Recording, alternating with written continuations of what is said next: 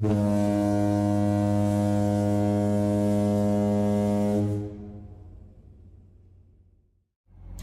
afternoon, YouTube. How are you this afternoon? I'm pretty good. It is about 3 o'clock Central Time, and I am in Franklin, Kentucky at a pilot. I just got through filling the fuel tanks. Got up right on time this morning, took off, and started heading out, taking 75 to 65 down to 55, down to Mississippi. The place I'm going to is just off of 55.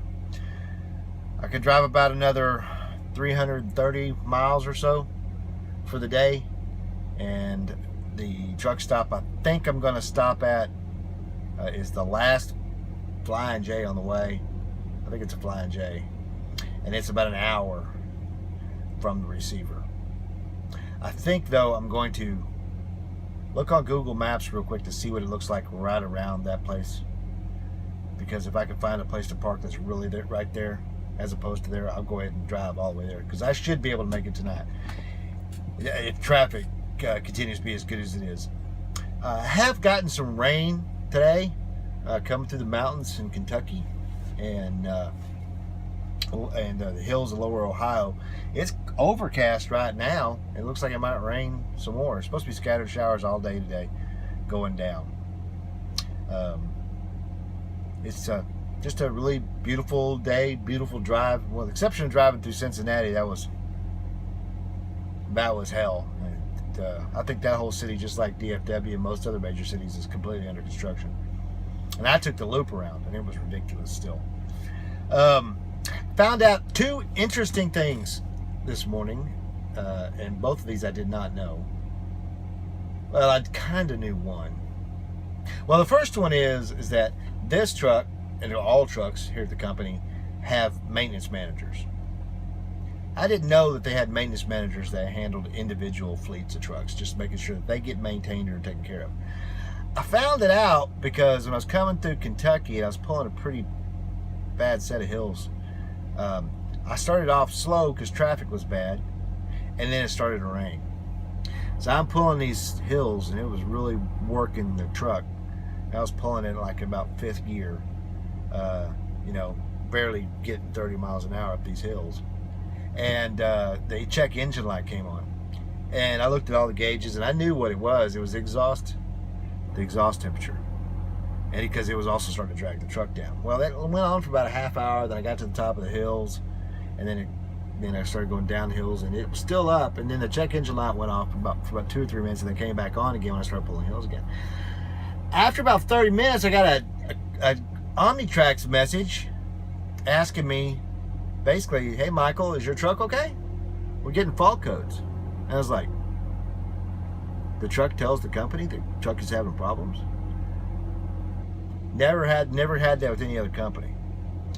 So I wasn't able to answer the message. Of course, I was driving, and by the time I got to a place where I could text back, the check engine light had gone off. So I waited a little bit to see if it would come back on, and then I called in, talked to my fleet manager. I said, "Hey, did you send me that message?" He goes, "No, I didn't send it. It must have been from your maintenance manager." I go, "Maintenance manager? Who is it?" And he told me his name. So, "Well, can you transfer me to him?" So they did, and I talked to him. He's a really nice guy. It seems like he's got a good sense of humor. We talked about what was wrong, and he's like, "Okay, that's no problem.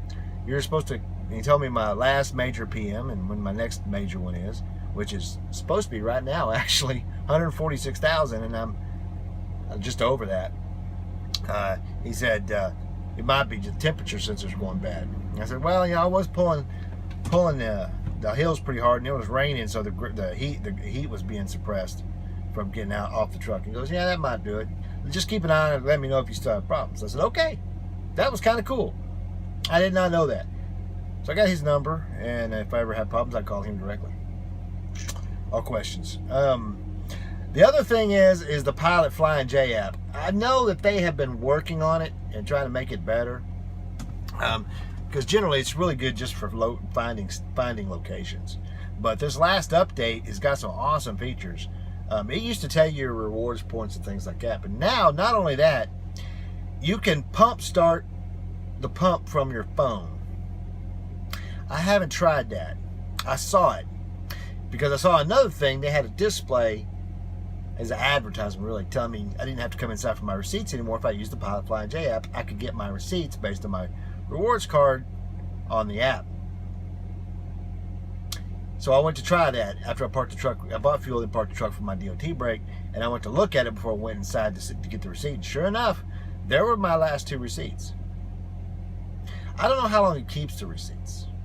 I know that you can get a receipt at the kiosk up to 7 days later. Maybe the app is the same way. But even though we don't have to have receipts, I like to get the receipts because I like to know how many points I got, as well as I write down how many gallons I bought, what the cost was, and what the fuel price was for my own notes in my journal. Because y'all remember, even though I do these vlogs, I keep a personal journal. It's like a DOT logbook. Even though it's not a DOT logbook, but I write down everything on here and other stuff that you would find in a log. I know it's kind of stupid. It's just a habit that I've had since I started driving. I used to do it in a little bitty notebook, and I guess maybe after about a year of doing the little bitty ones, I graduated to these Mead notebooks. And I've been using those ever since. I got one for every quarter going back since a year after I started driving. 10 years? 9 years? Yeah. 10 years. That's a lot of notes. Now, every year at the end of this year, I put those 4 books in my box that I have for taxes, because I have a box that I put all my tax stuff in. And each year gets a box. It's sad to say I still have all those boxes going all the way back. So that was kind of cool. So I think next time I buy fuel, which will probably be tomorrow or the day after, depending on where I go, I will attempt to use the Pump Start app to see how that works. Because I finally figured out how to get the pump to start since we're cardless without going inside. Now I had to go inside today to buy fuel because the screen wasn't working on the pump. Ridiculous. But basically, for Maverick, even if the screen on the pump, this is a Pilot Flying J and Loves, and a few TAs. But on the screen, it says swipe your card. If it says, even if it just says just that, or it says swipe your card or enter number, doesn't matter which one. You can type in the DOT number for Maverick, and then it will start the registration process. So the start process. After it asks you for your DOT number, you put in your DOT number. It asks you for your rewards card, and then it asks you for whether you want truck and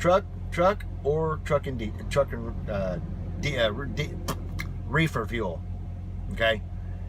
And then it'll ask you if you want DEF or not. Of course, I don't need reefer fuel. But then once it does that, it asks you for your driver code.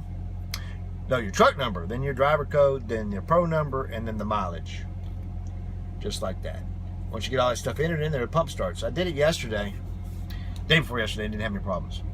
Today I had to go inside, but that's all right. So I'll have to check out some more of the other features on the app, the Pilot Flying J app. Next time I buy fuel, I'm definitely going to try to start the pump from the app. Just for shits and grins. I'm not sure it's going to work.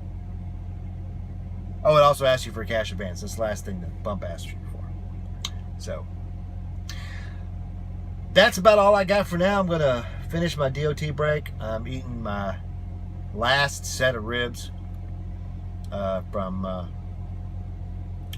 the rib place, BJ's Travel Center. And enjoy that, and then get out of here and see if I can at least get another 325 or so miles down the road. I'm probably not going to make it all the way there unless I get really good traffic, because I have 440 miles left and I have 5 hours and 25 minutes of drive time remaining. So best I can hope to do is about 330 miles. So chat at you later.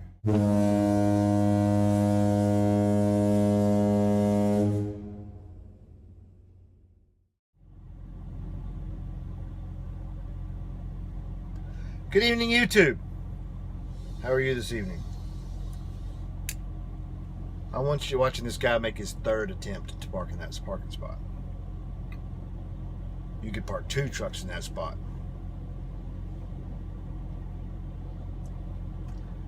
How are you doing? I'm pretty good.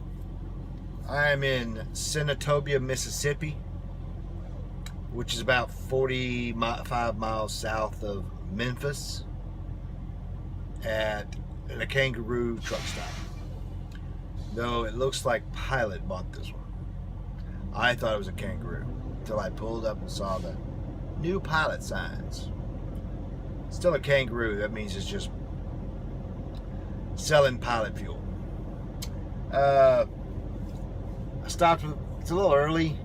I could have driven until 10, but there's only 2 truck stops farther down the road from where I'm at now, and both of them have less than 20 parking spaces.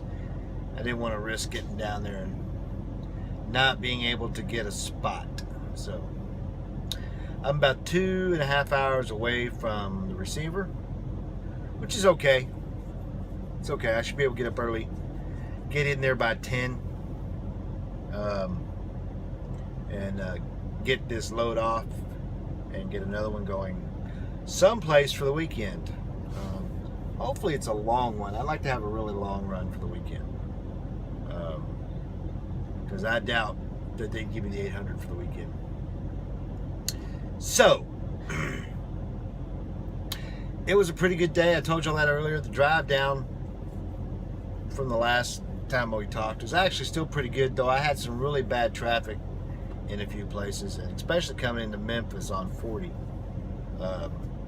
They've got the whole 240-40 interchange all tore up, and the backup was like 5 miles. It took about 45 minutes to get through it.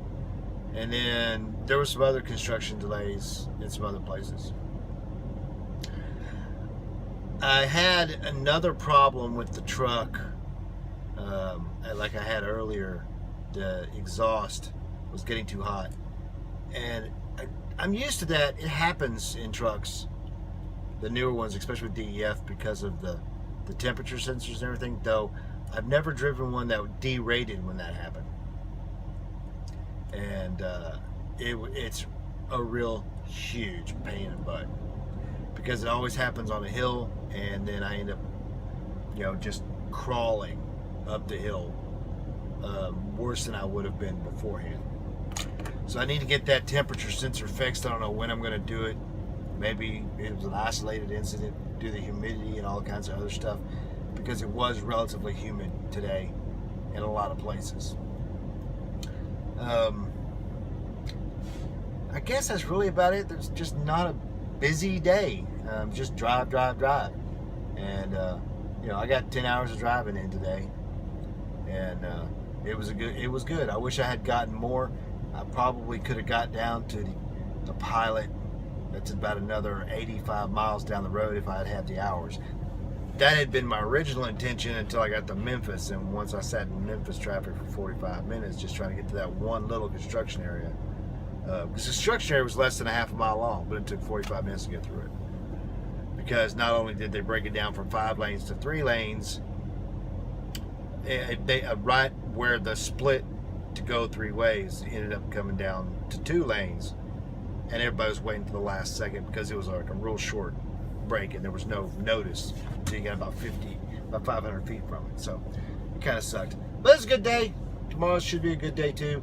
Got some storms moving in. I saw some lightning off in the distance, both to the north and to the west of me, and the radar is showing storms. Whether they hold together, let's see. It would be nice, even though this is kind of it's a part asphalt, part gravel lot, but the rain would make sleeping very good. And I'm not staying up too late tonight. I am kind of tired. So until tomorrow, this was short and sweet, but keep your shiny side up. 73s. I'll chat at you later. Bye.